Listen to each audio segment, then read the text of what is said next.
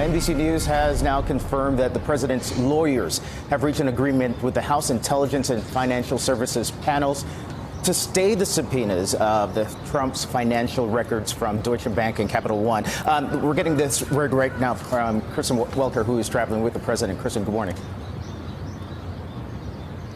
Well, Candace, good morning to you. Let me tell you the latest. This is the latest twist, essentially, in this back and forth between the president, his legal teams, and, of course, Democrats on Capitol Hill. They say they have an oversight rule. The president has called this overreach. But right now, it does seem as though the subpoenas for his financial documents from Deutsche Bank, from Capital One, have been stayed. Let me read you the statement from Jay Sekulow, of course, the president's outside attorney, who told me just moments ago, quote, "I can confirm that an agreement has been reached with the House regarding a stay of the subpoenas pending appeal. It has now been filed with the court." Sekulow goes on to tell me that this is in return for an agreement to have an expedited appeal. However, it was important, Sekulow said, to stress the fact that ultimately the court is going to set the schedule here, Candace. So again, this is the latest twist in this ongoing bitter back and forth between the president, between House Democrats, as they escalate their oversight of this president. Now, you'll recall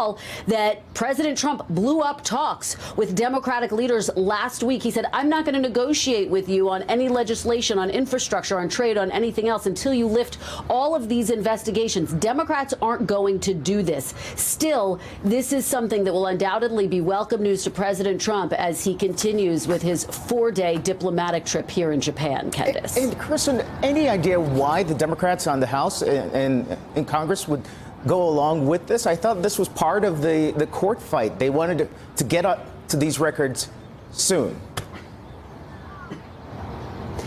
Really important question, Candace, and we have reached out to Democrats on Capitol Hill to try to get a reaction from them, to try to get a little bit more about that. But they think they're winning in the courts. So the fact that the president's attorneys have agreed to this expedited schedule, I think, is something that they see as a concession on the part of the president and his legal team.